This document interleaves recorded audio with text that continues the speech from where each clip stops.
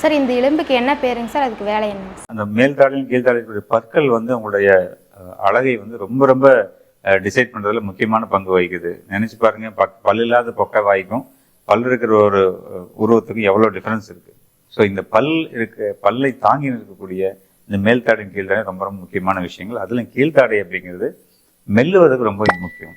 கீழ்த்தாடை எலும்பு அந்த பல் மூலம் நீங்க மெல்றீங்க. ஏன்னா மேல் தாடை வந்து ஃபிக்ஸடா இருக்கும், கீழ்த்தாடை தான் மூவ் ஆகும். ஸோ கீழ்த்தாடை எலும்பு மேண்டிபிள் அப்படின்னு சொல்ற எலும்பு, ரெண்டு பக்கம் ரெண்டு எலும்பு, இங்க ஒரு ஜங்ஷன் இருக்கும். இது வந்து பாடி ஆஃப் த மேண்டிபிள் அப்படின்னு சொல்லுவோம். இது வந்து ஆங்கிள் ஆஃப் த மேண்டிபிள்னு சொல்லுவோம், எலும்பு திரும்பி போகும்.